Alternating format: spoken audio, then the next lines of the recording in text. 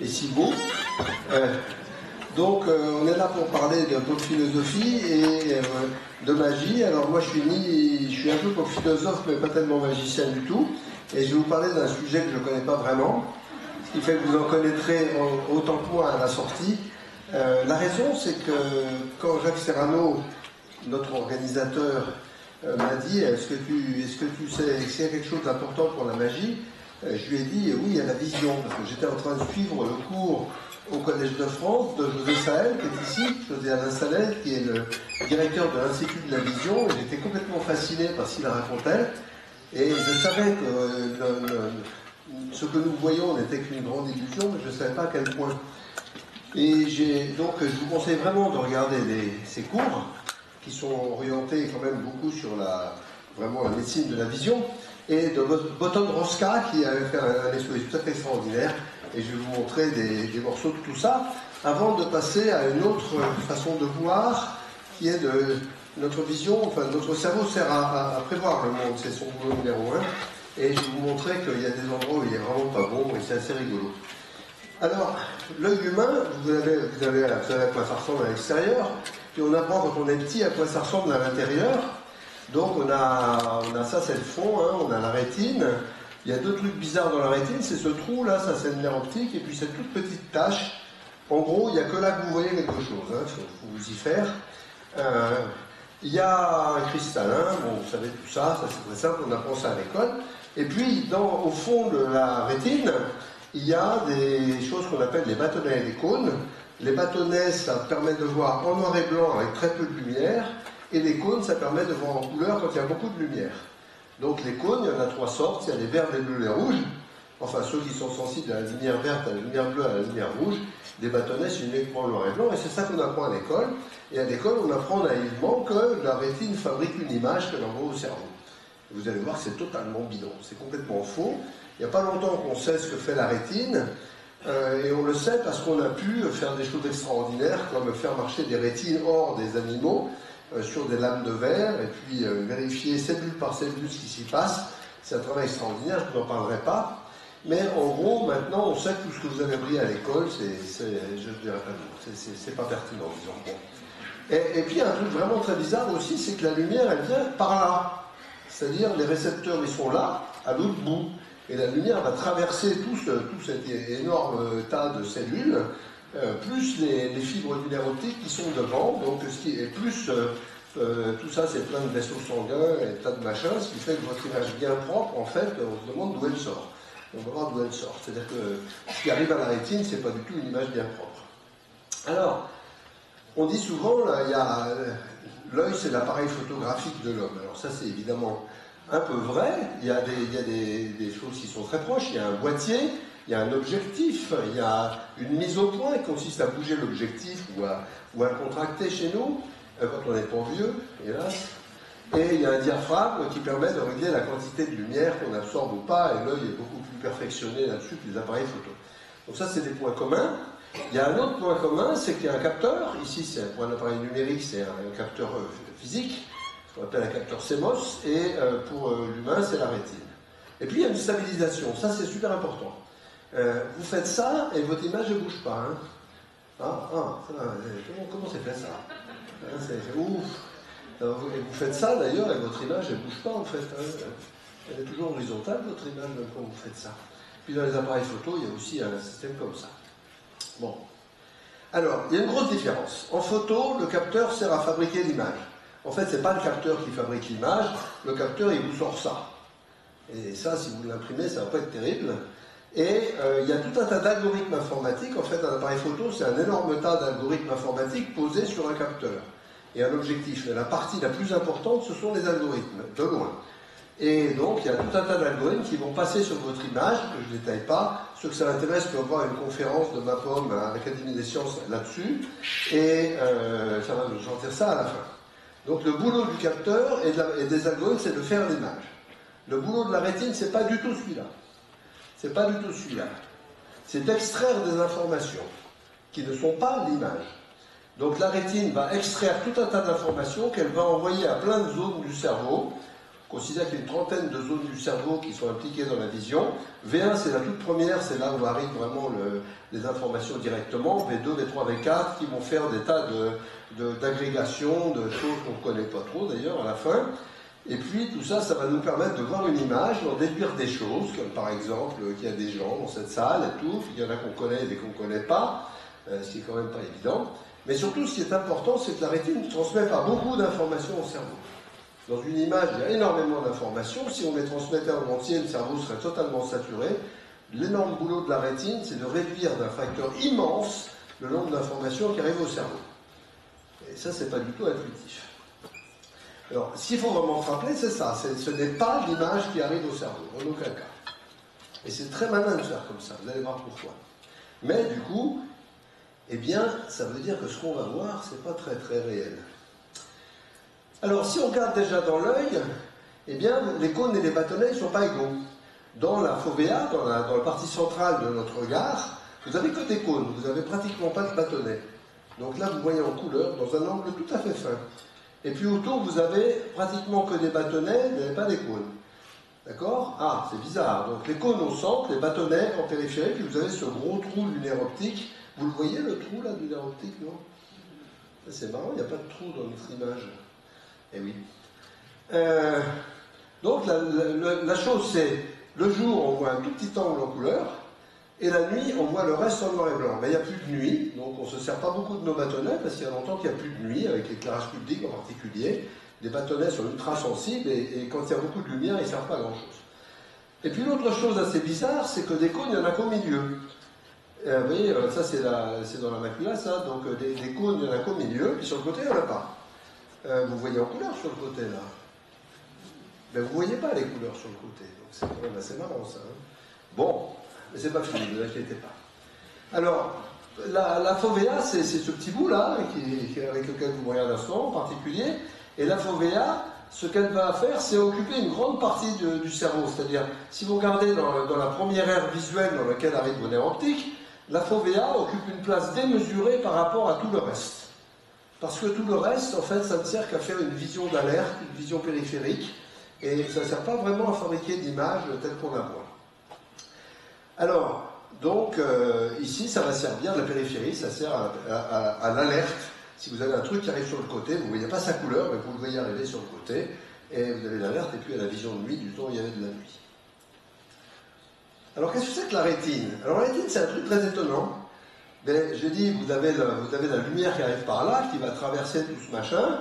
Vous avez vos cônes ici, vous avez le fond de l'œil ici, et là, vous avez les cellules cônes et bâtonnets. Quand elles sont en mauvais état, vous êtes mal. Mais ce n'est pas elles qui font le boulot. Là, vous avez ce qu'on appelle les ganglions, tout un tas de sortes de cellules. En fait, il y a 20 couches différentes de cellules là-dedans, qui vont, elles, faire le boulot, qui est de faire des calculs extraordinaires pour envoyer au cerveau, non pas l'image, mais des fragments de choses intéressantes dans l'image, très peu nombreuses, avec lesquelles vous allez, en fait, voir. Et ces choses-là, hein, donc l'information, les signaux électriques vont être produits par les cônes, vont être traités par cet ordinateur central là qui est tout à fait extraordinaire, ce qu'on ne savait pas avant, hein, et ça va aller dans le nerf optique pour aller à votre cerveau. Bon, très bien. Donc en pratique, vous voyez, c'est ça, donc la lumière c'est un peu transparent, tout ça, mais pas trop. Donc voilà les cônes et les bâtonnets, on voit bien un cône, un bâtonnet, et puis les cellules ganglionnaires. Et donc, bon, que tout ça, ça marche, c'est quand même assez bien vu. On se demande pourquoi c'est pas dans l'autre sens. D'ailleurs, ce serait beaucoup plus simple, mais c'est comme ça. Et donc, pour résumer, vous avez votre œil, vous avez la rétine, toute cette partie-là qui est en fait un grand ordinateur, traiteur de signal, qui va vous envoyer des infos. Et ces informations, elles ne vont pas aller au même endroit. Par exemple, ici, il y a ce bout-là est dirigé sur V4, ce bout-là est dirigé sur MTI V5, qui sont des endroits où le cerveau va faire des traitements totalement différents. Donc votre image va être découpée en petits morceaux très différents les uns des autres, qui vont être envoyés à des zones très différentes du cerveau pour faire des traitements. Alors, qu'est-ce que ça fait, par exemple, la rétine? Eh bien, ça va détecter des attributs de l'image. Par exemple, ça va détecter des seuils. Alors ça, c'est les cônes et les bâtonnets qui font ça. S'il y a assez de photons qui leur arrivent dessus, et ils sont contents, ils n'arrêtent pas d'envoyer des... C'est ça, ce qu'on appelle les trains de spike. Ça cause comme ça, les nerfs. Ça fait pop, pop, pop, c'est comme ça que ça cause. Et la fréquence, quand la fréquence est très élevée, c'est que c'est content. Quand la fréquence est basse, c'est que ça dort, etc. Et puis, il va y avoir des tas de choses qui vont se faire par calcul dans ces cellules-là, qui vont être détectées des points lumineux. Ça, on a vraiment besoin de le faire. C'est comme ça qu'on voit les étoiles. Faire des contrastes. Alors, c'est le contraste qui est très très important. Vous voyez très bien quand il y a du contraste, et mal quand il n'y a pas de contraste. Et ça va amplifier le contraste et détecter le contraste, très important. Il y a deux sortes de contrastes. Le contraste spatial, par exemple, le monsieur qui a une chemise jaune sur un fond bleu, c'est idéal pour l'œil. Et le contraste temporel, c'est tout ce qui bouge. On va voir après que la fonction numéro 1 de l'œil, c'est de voir ce qui bouge. Et c'est bien pire que ça, c'est qu'il ne voit pas ce qui est immobile. Alors ça, vous pouvez le voir avec les grenouilles et les chats. Quand un chat est devant une souris, je ne sais pas si les chats c'est vraiment vrai, mais les grenouilles c'est sûr, s'il y a un insecte posé devant une grenouille, la grenouille ne la voit pas, ça n'arrive pas à son cerveau, dès que l'insecte bouge, crac, là elle attrape. Pourquoi? Parce que ça ne sert à rien à une grenouille de regarder les objets immobiles, elle ne chasse que les objets en mouvement. Et ben, pour nous c'est un peu pareil.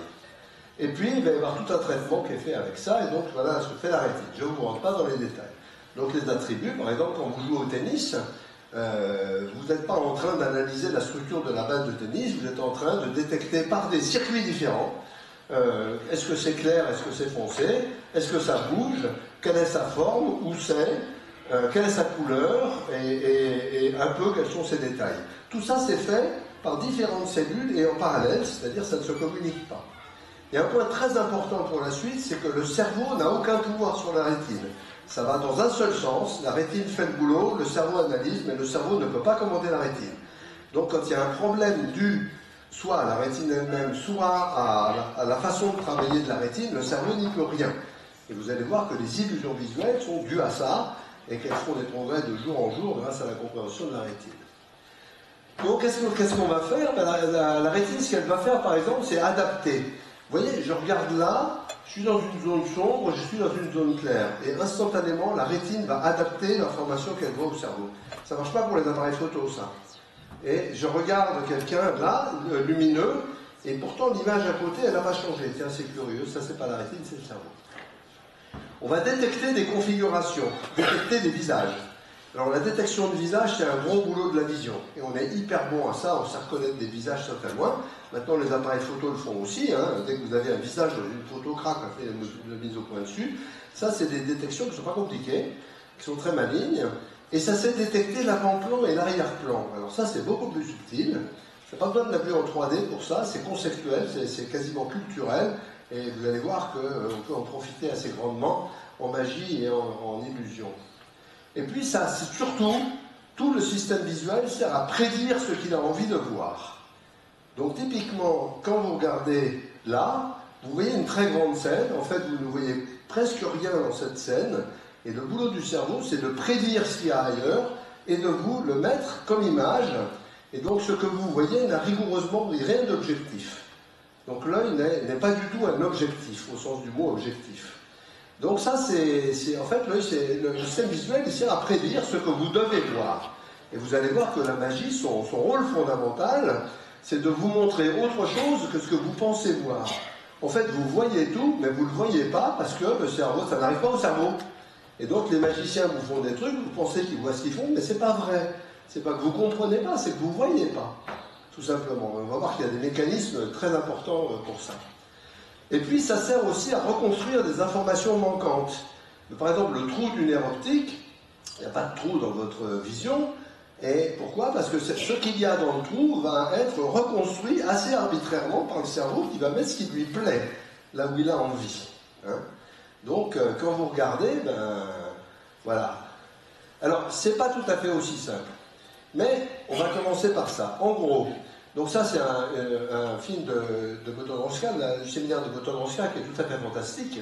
C'est un chercheur extraordinaire. Et donc il vous montre ici, vous avez le visage de Federer, et puis voilà quelques-unes des informations qui arrivent au cerveau. Vous voyez, il y a ici des détections de contours, il y a ici plutôt des détections de luminosité. Là, je ne sais pas parce qu'on ne voit pas avec les... Mais on voit quelques contours. Donc c'est des informations très très fragmentaires. Et c'est ces 20 films qui arrivent en même temps au cerveau qui va travailler avec. Et qui arrivent dans des zones différentes du cerveau. Donc voilà par exemple ce qui se passe quand vous regardez un visage. Donc là vous avez extrait, c'est extrait par des expériences extraordinaires, les cônes rouges, les cônes bleus et les cônes verts. bleu et vert, et puis voilà en gros ce qui arrive à votre cerveau quand vous voyez un visage pendant une milliseconde. Là. Et c'est avec ça que vous travaillez, c'est pas avec la belle image de... c'est-à-dire que beaucoup de choses font du remplissage. Vous savez qu'il y a de la peau, vous mettez de la peau. Je vais vous montrer un exemple totalement dément après. Ça, c'est pas très intuitif. Et puis, alors surtout, dans la rétine, il y a des cellules très nombreuses spécialisées à détecter le mouvement. Donc là, quand Federer lance sa balle, eh bien, il y a des tas de cellules très très contentes parce qu'elles font des petites flèches en haut et disent « ça bouge par là ». Et donc, il y en a en gros 4 sortes de cellules. Il y a celles qui disent « ça bouge en haut », celles qui disent « ça bouge en bas », celles qui disent « ça bouge à droite » et celles qui disent « ça bouge à gauche ». Et quand c'est en plein en haut, elles sont beaucoup plus contentes que quand c'est un peu moyen. Mais avec ça, on arrive en gros, c'est pour ça que regarder les mouvements en penchant la tête, c'est beaucoup plus dur que de regarder en ayant la tête droite. Hein. C'est vraiment dû aux propriétés de calcul de la rétine. Bon, très bien. Alors par exemple, ici, vous voyez, la ségrégation du fond, c'est un truc tout à fait, une opération qui est faite dans la rétine, vous ne pouvez pas y échapper, donc on ne peut pas la corriger par le cerveau. Vous avez ici 2 voitures, alors l'image n'est pas en bonne résolution, c'est pas grave, et un fond, et en fait, peut-être que vous bougez la tête. Donc vous avez cette voiture-là qui va dans ce sens-là, cette voiture-là qui va dans ce sens-là. Ça, la rétine va le détecter tout de suite. Et puis vous avez l'image qui bouge aussi. L'image qui bouge aussi, là, ça va être annulé. Parce que la rétine dit ça, c'est tellement prévisible, ce mouvement-là est tellement prévisible, et il est aussi connu par les mouvements de l'oreille, enfin par le système vestibulaire, que c'est pas la peine de transmettre ça au cerveau. Il n'y a qu'à lui faire dire, tu mets la même chose qu'avant, juste bouger un peu à droite. Et ça, c'est beaucoup plus simple que le cerveau que de regarder. Regarder, c'est un gros effort, mais mettre l'image dont on sait qu'elle doit être là, c'est un petit effort. Ah, ça, c'est vraiment très bien. Donc, le cerveau est très économique. Et donc, évidemment, les magiciens vont profiter de ça à fond. Mais pas que les magiciens. Alors, en plus, il faut ajouter une chose. Comme vous voyez que dans un tout petit angle, comment est-ce que vous voyez dans un grand angle? Eh bien, c'est très simple, vous bougez tout le temps. L'œil n'arrête pas de bouger, vous n'y pouvez rien. Et pourtant, l'image ne bouge pas, elle. Hein. L'œil n'arrête pas de bouger. Vous voyez, quand vous regardez un tableau, ça c'est très analysé. On a des caméras en face des tableaux, on regarde comment les gens les regardent. Et vous faites ce qu'on appelle des grandes saccades oculaires. Donc vous allez parcourir comme ça, et votre image reste bien stable dans le cerveau, ce qui prouve qu'elle n'a rien à voir avec ce que vous voyez. Hein. Et donc l'information vient surtout de la fovéa. Donc là, vous voyez que ça dans la fovéa, en gros. Hein. Et il faut des grandes saccades pour restaurer une image. Mais il y a un deuxième type de saccade qui est très importante, qui sont les micro-saccades. Les micro-saccades ne sont pas visibles à l'œil nu. Votre œil n'arrête pas de faire ça à très grande fréquence. Et ça, c'est extrêmement important. Par exemple, si vous regardez un visage, vous voyez, ça, on voit les micro-saccades de l'œil. Là-dedans, il y a quelques grandes saccades où on va se déplacer. La rétine va extraire directement les yeux, la bouche et tout. Le cerveau, comme ça, sait où c'est, puis il va le déplacer pour faire des petites analyses, comme ça. Et on fait ces micro-saccades. Et ces micro-saccades ont un autre intérêt fondamental, c'est de nous permettre de voir les choses immobiles. Parce que la rétine annule ce qui ne bouge pas. Si c'est pareil que la fois dernière, je ne transmets pas d'information au cerveau. Donc si vous avez un objet immobile, eh bien il faut bouger tout le temps, faire des micro-saccades pour le voir. Tous les animaux ne font pas ça. J'ai un ami qui me disait qu'il avait si vous regardez un chat devant une souris, si la souris ne bouge pas, le chat ne la voit pas. Il ne la voit pas. Elle n'arrive pas à son cerveau. Dès que la souris bouge, craque. Et si le chat s'ennuie parce que la souris est vraiment immobile trop longtemps, j'ai un copain qui m'a dit qu'il avait vu son chat se lever de dépit, se retourner et s'asseoir sur la souris. Et il l'a raté. Mais bon, nous on a ces micro-saccades tout le temps qui nous permettent d'avoir une vision assez évoluée.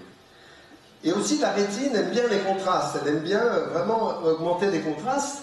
Donc par exemple, regardez ça, c'est très simple. Donc ça c'est Matisse qui a fait beaucoup de travail là-dessus, parce que c'est pas isoluminant, c'est-à-dire il y a beaucoup plus de lumière dans le blanc que dans le bleu, mais là il y a exactement la même lumière dans le rouge que dans le bleu, et c'est beaucoup plus compliqué à analyser. Et les peintres savent se servir de ça depuis extrêmement longtemps.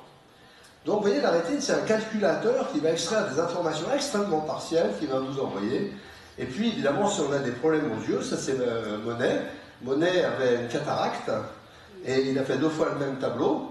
L'œil non opéré et l'œil opéré, ce qui montre bien que la cataracte, ça vous supprime le bleu. Là, c'est assez violent. Et il voyait ça. Il faisait un tableau parfaitement conforme, hein, Monet. Et les deux sont pas mal d'ailleurs, c'est autre chose. Donc ça vaut le coup, vous faites remettre une cataracte, enlever une cataracte, si vous faites de la peinture, comme ça vous aurez des choses assez rigolotes. Alors, ça c'est la rétine, ce qu'elle nous envoie. Mais le problème, c'est la perception. Parce que, je vais vous passer ce petit bout de film. J'espère que vous comprenez l'anglais, plus ou moins, mais c'est pas très grave, parce que sinon... hop. C'est pas ça que je voulais faire. La perception. Donc, ce que dit Boton-Mosca, c'est la chose suivante. Vous voyez mon visage immobile, et il a une continuité dans l'espace et dans le temps. Et pourtant, c'est pas vrai. La perception est stable dans l'espace et dans le temps, et continue dans le temps. Ok? Donc il existe.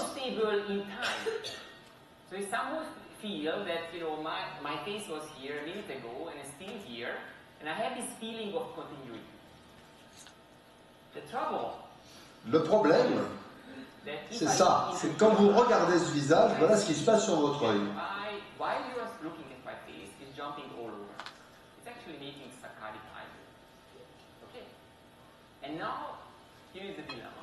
Et ce qui se passe dans votre rétine, c'est ça.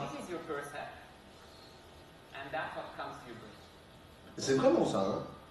Et pourtant, vous voyez ça. Donc ça veut dire que la perception, ça va être entièrement reconstruit par le cerveau, mais on va parler dans l'exposé d'après beaucoup plus. Enfin, je ne vais pas en parler tellement plus. Mais donc ce que vous voyez, c'est une immense reconstruction, c'est complètement virtuel, et c'est malin. Et alors, avant de parler de ça un peu plus profondément, je voudrais vous montrer des illusions visuelles qui sont vraiment dues à la rétine, c'est-à-dire votre cerveau ne peut pas les corriger, c'est ça l'information qu'il reçoit. Elles sont classiques, il y en a des mots classiques, vous en avez une très jolie ici, très classique. Ça, c'est exactement la même couleur, les deux gris. Hein. Si vous la mettez dans un logiciel de photo, vous verrez que c'est rigoureusement la même couleur. Bon, mais votre rétine s'adapte et dit, cette couleur-là, là-dessus, je l'avais comme ça, cette couleur-là, là-dessus, je l'avais comme ça. Donc l'objectivité des couleurs, vous laissez tomber une fois pour toutes. Ça, c'est une très classique qu'on apprend quand on est gamin, les lignes sont parallèles, mais maintenant, en comprenant le phénomène de fonctionnement de la rétine, on les perfectionne à grands coups. Donc celle-là est nettement plus sauvage, ça dépend à quelle distance on est. Si on est loin, on les voit parallèles, si on est près, on voit ça comme totalement tordu. Toutes les lignes là-dedans sont rigoureusement parallèles. Alors là, je ne sais pas si on la voit en projection. Mais si vous fixez les noirs, vous voyez apparaître des ronds noirs entre les carrés blancs, qui n'y ont jamais été, hein, qui n'existent pas, qui sont fabriqués par votre rétine, qui essayent de donner une consistance à cette image. Pourquoi elle essaye? Parce que ce n'est pas une image naturelle, et la rétine est vraiment faite pour analyser des images naturelles. Bon, ça c'est bien, alors ça c'est un peu embêtant, hein. Donc c'est une image parfaitement fixe, qui vous file un mal de mer un peu instantané, et donc ça c'est des images plus récentes. Et qu'est-ce que c'est qui se passe là? Ah, c'est rigolo ça, c'est pas banal comme image. Donc c'est magique, hein, complètement magique. Alors celle-là, alors est-ce que vous la voyez, celle-là? Ça tourne, c'est affreux, ça fait un mal de mer terrifiant. Et qu'est-ce que c'est ça? Eh bien, si vous regardez